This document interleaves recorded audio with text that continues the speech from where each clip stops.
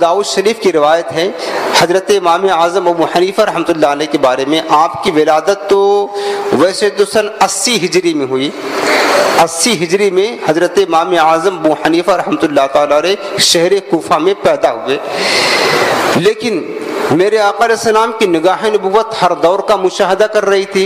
قیامت تک کے ہونے والے واقعات، احوال اور کیفیات کا مشاہدہ کر رہی تھی. اور میرے آقا کریم کو پتہ تھا کہ میری امت میں کون بہت بڑا عالم ہوگا، کون بہت بڑا فقیہ ہوگا، کون میرے دین کی اور سنت و شریعت کی خدمت کرے گا. یہ سب میرے سرکار جانتے تھے. لہٰذا میرے آقا علیہ السلام نے ایک بشارت دی.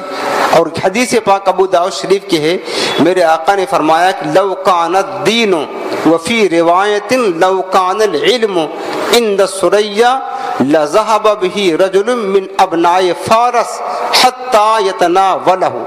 حضور فرماتے ہیں کہ اگر میرے دین کا، میری شریعت کا سارا علم سمٹ کر اوج ثریا پر، آسمان کی بلندیوں پر پہنچ جائے، میرے دین کا علم سمٹ کر کے آسمان کی بلندیوں پر اور اوج ثریا پر پہنچ جائے، تو حضور فرماتے ہیں کہ میری امت میں فارس کا رہنے والا ایک شخص ایسا پیدا ہوگا کہ اللہ رب العالمین اسے اتنی ذہانت، اتنی عقل و فہم و فراست عطا فرمائے گا اور اتنا علم اسے عطا فرمائے گا کہ وہ شخص جو فارس کا رہنے والا ہوگا وہ اوج ثریا سے بھی علم حاصل کر لے گا.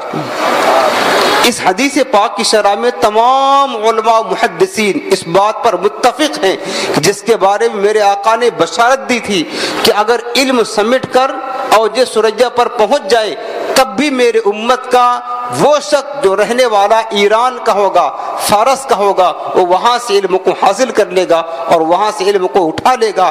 فرمایا کہ حضور کی امت میں وہ کوئی اور نہ تھا، صرف اور صرف امام اعظم